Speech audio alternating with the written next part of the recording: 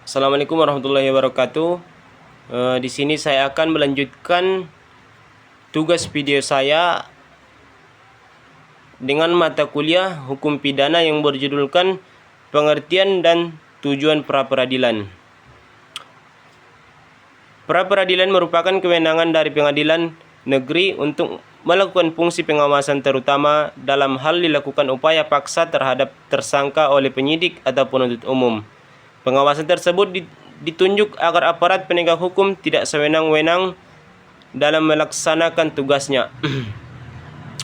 Wewenang pengadilan negeri untuk memeriksa dan mengawasi menurut cara yang diatur dalam undang-undang ini tentang sah atau tidaknya suatu penangkapan atau penahanan atas permintaan tersangka atau keluarganya ataupun pihak lain atas kuasa tersangka. Yang kedua, sah atau tidaknya penghentian penyidikan atau penghentian penuntutan atas permintaan demi tegaknya hukum dan keadilan. Permintaan ganti kerugian atau rehabilitasi oleh tersangka atau keluarganya atau pihak lain atas kuasa tersangka yang perkaranya tidak diajukan ke pengadilan.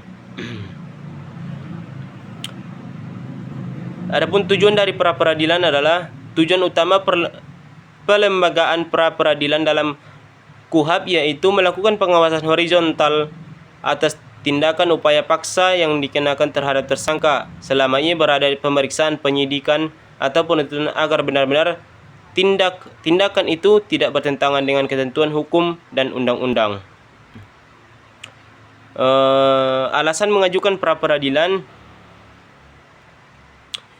yaitu ada beberapa alasan yang bisa menjadi dasar untuk mengajukan pra-peradilan pidana. Misalnya, jika kamu merasa bahwa proses penyelidikan atau penuntutan yang dilakukan oleh penyidik atau jaksa tidak sesuai dengan prosedur hukum atau merugikan hak-hakmu sebagai tersangka atau terdakwa.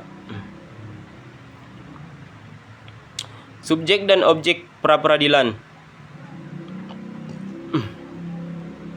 Subjek peradilan biasanya adalah pihak yang mengajukan gugatan atau yang menjadi tergugat dalam suatu kasus. Sementara objeknya adalah dokumen, bukti atau hal lain yang menjadi pokok perselisihan dalam proses tersebut. Adapun putusan pra-peradilan. Putusan pra-peradilan adalah keputusan yang dikeluarkan oleh pengadilan sebelum sidang utama atau menentukan apakah ada cukup bukti atau dasar hukum untuk melanjutkan ke tahap peradilan yang lebih lanjut. Materi selanjutnya adalah alasan pra-peradilan. Pengadilan negeri ataupun PN sebagai peradilan umum merupakan salah satu pelaksana kekuasaan kehakiman bagi rakyat. Pencari keadilan mempunyai tugas dan wewenang memeriksa. Dan materi selanjutnya adalah ciri dan eksistensi pra-peradilan. Adapun ciri-cirinya adalah pra-peradilan berada dan merupakan satu kesatuan yang melekat pada pengadilan negeri. Yang kedua, pra-peradilan bukan berada di luar atau di samping maupun sejajar dengan pengadilan negeri, tapi hanya merupakan bagian atau divisi dari pengadilan negeri. Urusan administrasi justisial, personil, peralatan dan finansial bersatu dengan pengadilan negeri. Dan yang terakhir adalah masalah tata laksana fungsi justisialnya merupakan bagian dari fungsi justisial pengadilan negeri itu sendiri. Adapun proses pemeriksaan pra-peradilan.